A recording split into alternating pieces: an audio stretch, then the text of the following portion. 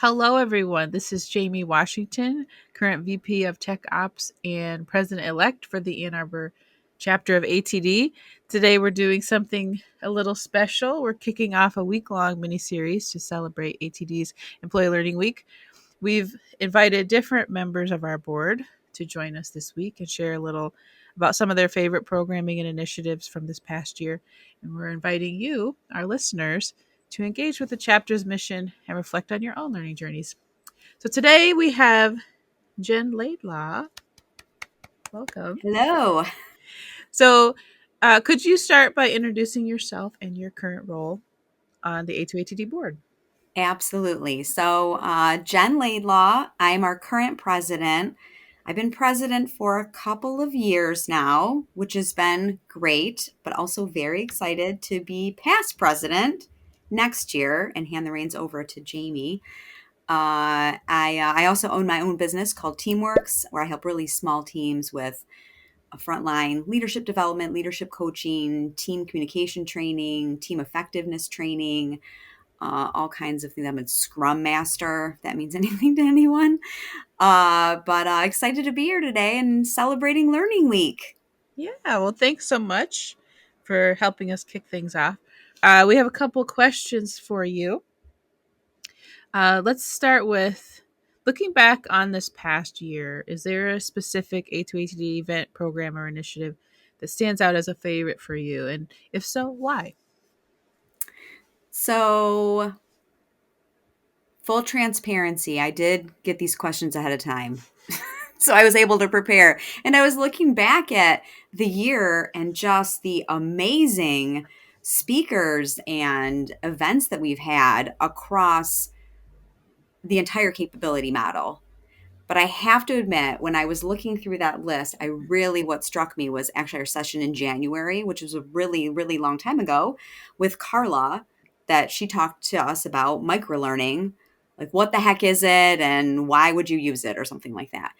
And I think that session really resonated with me because I do a little LinkedIn, Teamworks talks. I make them like 2 minutes.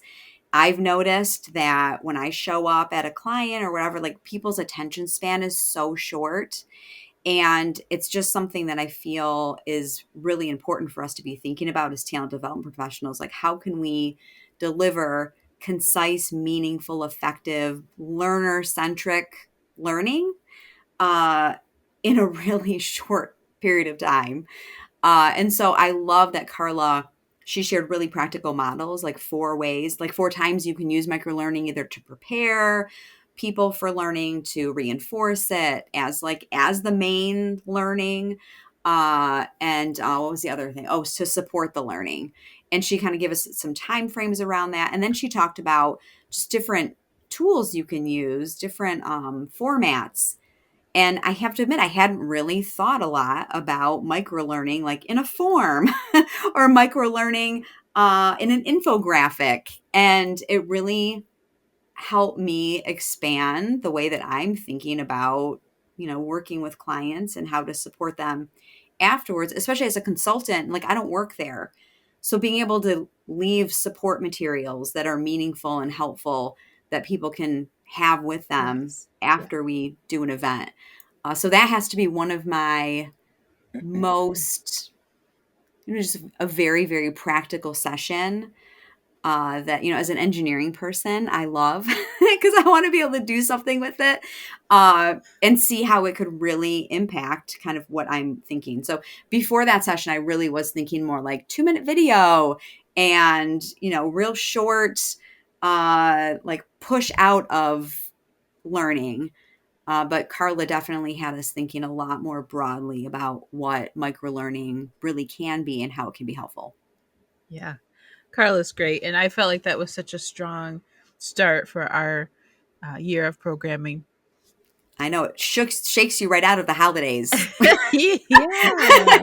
like the sleepy holiday season, and then with starting with some real practical learning. So that's Yeah. um, that I thought that was great. That session was great. Yeah. And one thing that's really nice too is Carla is located in North Carolina. So she wasn't quite as chilly as we were, but we do often do January, February virtual programming, so we can sometimes have speakers from far-reaching places. So that was really great. And Yeah. Carla, if you're listening, thank you for kicking off our year. Thank It you, was Carla. great. All right. So, Jen, if you could share one tip with members and guests, because we are actually getting an increase in guest visitors, which we love, about investing in their own learning and development, what would it be? So I have to admit, when I worked inside of a business, like doing, and I was a team of one doing talent development, um, training and workshops and that kind of thing. And I did zero investing in learning. And I would, research things and look things up but I did not have a community of talent development professionals Mm, until I went out on my own and started doing consulting. And many of you know Dr. Diana Wong.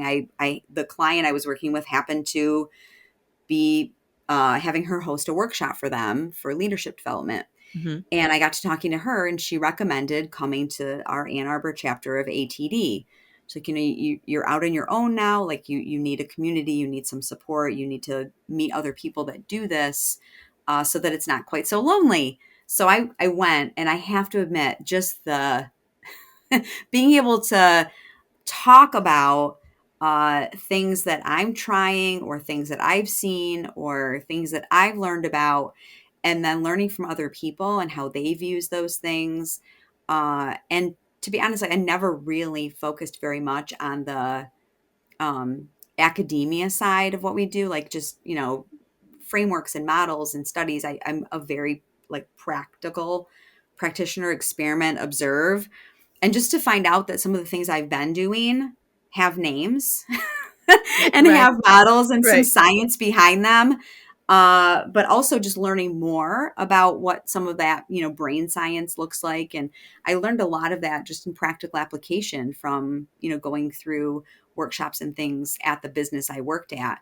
But then being able to meet with other professionals and create those relationships and knowledge sharing and have more thinking partners in what I'm doing has been invaluable. So I would say, like, finding a community of people that do similar things, and being able to learn from each other and share with each other and support each other, that has been it was a gap I didn't even know I had Mm. until my first meeting. I showed up, and then I'm like, oh, I see why other people recommended this. And even like my boss, he was like, you should go. And I'm like, no, I don't want to do that.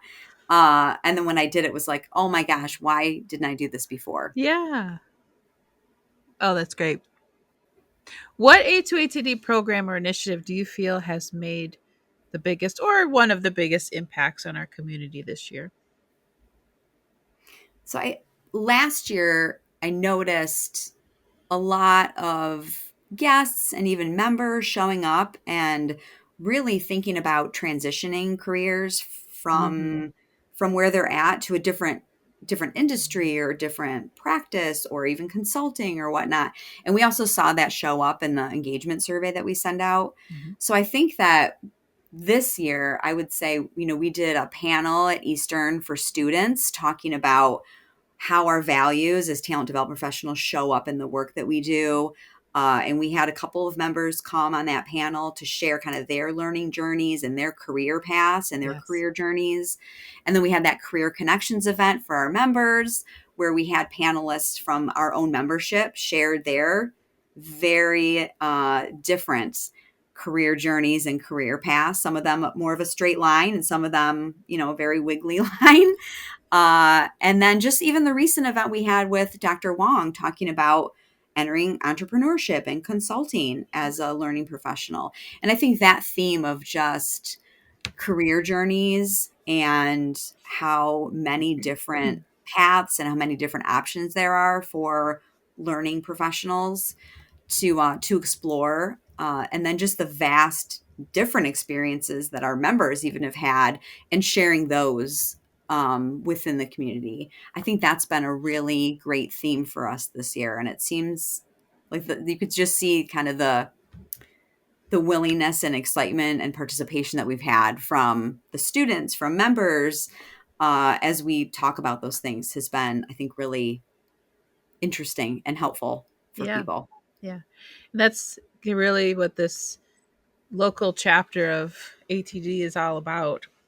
It's definitely good for expanding professional networking and has tons of mentorship opportunities and just learning from others, finding your community, like you Mhm. said.